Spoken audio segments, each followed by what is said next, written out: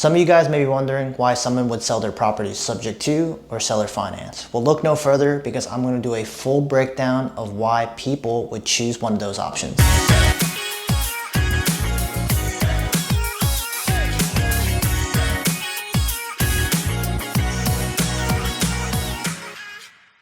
So there are two big differences between the two, and let's break them down. So the first option is obviously subject to.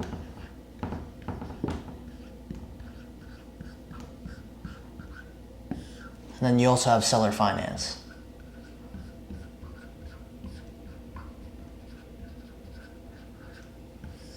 So two very different things. So let's start with subject to. So the main motivator for subject to usually is they're in a painful situation. So let's go with this, so pain. And we'll go through some of those options as we go further. With seller finance, they're usually someone that wants to gain or win in the negotiation, right?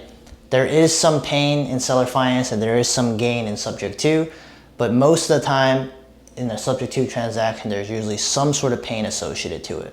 So what's some of the leads? So the first one that I like to talk about is a foreclosure. Okay, so that's when someone is starting to miss their mortgage payments, and there's hundreds of thousands of leads of people going into a foreclosure.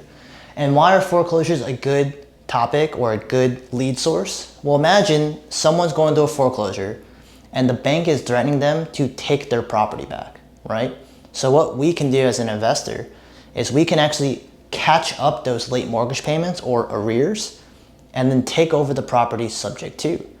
And how we kind of sell this idea is, instead of the seller losing their house, having their credit score demolished and getting nothing out of it, depending on how much the deal is, we can even catch up on those debts, even give them a little bit of money on top of that to take over their property. So it's a win-win across the board. The second one is going to be expired listings. So what are expired listings? So this is when a seller decided to list the property on the MLS with a licensed realtor. And then the deal happens to not be able to sell in a 6-month or 12-month time frame, however long the contract is with the agent. The listing then comes off as an expired listing that becomes public data, and guys like us can call them. There is about 15,000 expired listings across the country that pop up daily. That is an insane amount of numbers. So you talk about not being able to find leads, that is a huge lead source for you to find a potential subject to deal. After that, usually low equity deals are your next one, and that kind of feeds into expired listings. So a lot of expired listings happen because the homeowner doesn't have enough equity. So let's kind of talk about equity. So let's do a deal analysis here. Let's go over here. Let's say you have a property that's worth $300,000, right? And you have a mortgage of $280,000 remaining. So this is your mortgage balance, right? So mortgage balance. When you sell this property and you ask someone, how much equity do you have? So 300 minus 280 is what, $20,000? So someone would say, hey, that looks like this guy has $20,000 of equity.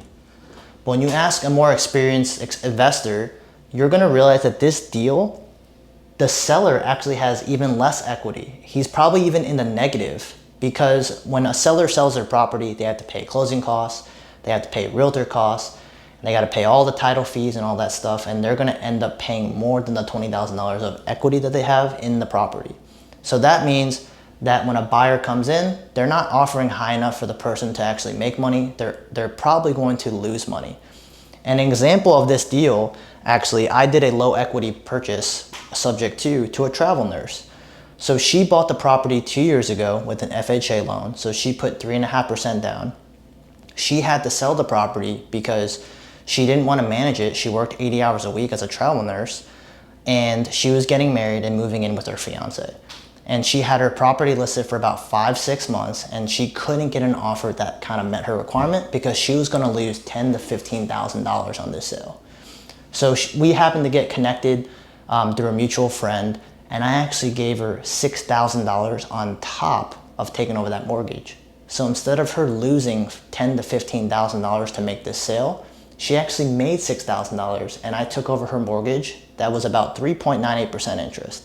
So a great way to find these low equity deals is actually on a website called PropStream. You can actually pull these lists of what properties have low equity, and the link to the website is in my description, so make sure you get on there. It's a great service for investors to pull all the right data. Now, subject to, like, these are the main lead sources that we use, but also some people need convenience, right? Some people need to close in 10 to 14 days. And with the subject to transaction, you can actually close a deal as quick as 4 days if everyone's on the same page. There are other types of problems that we can solve, you know, divorces, loss of job, or any other negative consequences that can put on the seller. These are great subject to leads. So now let's talk about seller finance. So like I said before, usually seller finance people are looking to gain or win the negotiation battle, right? Most of the time, these people are the greedy ones, okay? No matter how the market's looking, no matter what's going on, these sellers want their purchase price. This is the number one reason why someone would do a seller finance deal, is they're looking for a purchase price. So I'm gonna give a great example of this. There was a property that I purchased seller finance where the seller gave me a 5-year loan, right? So the seller is financing this deal. He gave me a 0% interest because he wanted $150,000. Everybody was offering $90,000, $100,000, $110,000. And ultimately I asked him, what is the purchase price you're looking for? He said, I don't care how much money I'm gonna get over time. I just wanna get paid my $150,000. So that was the number one reason. So this guy gave me a 0% note, right, for 5 years. So there would be a 5-year balloon, right? So if you don't know what a balloon is whatever we owe left on the mortgage that we would pay him back in full. And usually that would mean we would go to a bank and refinance him with a 30-year DSCR loan. I pay him $250 a month on his mortgage, and we rent the property out for about $1,800. This is a prime example of why a seller finance deal is absolutely amazing, right? The second thing is the seller wants to save money on taxes. Why taxes? Well, if you think about it, let's think about it from a tax perspective. So let's say I own this property for 30 years and it's free and clear. By the tax code, we're allowed to depreciate the property every single year for like 27 or 20 and a half years. And then when you sell that property, especially as an investment, you're gonna get hit with the entire thing for capital gains tax. So they're gonna pay the IRS a huge lump sum of money for selling their property. So what is nice about it is a lot of sellers actually don't know what they're gonna do with the money. So let's say a seller is going to bring in $200,000. Most of the time, they're gonna put it in their bank account after they paid off their credit card debts or car payments. So another really nice way that we can kind of incentivize them is, one, we're spreading a payment over time, so they pay less to Uncle Sam. And then also we can even pay them interest, right? So we give them interest, like 3 to 4% interest on a seller finance deal. So that beats having their $100,000 in a checking account. That makes less than 1%, right? So they're not only spreading money on taxes, but they're also could be getting paid interest on the money that they've loaned us seller finance.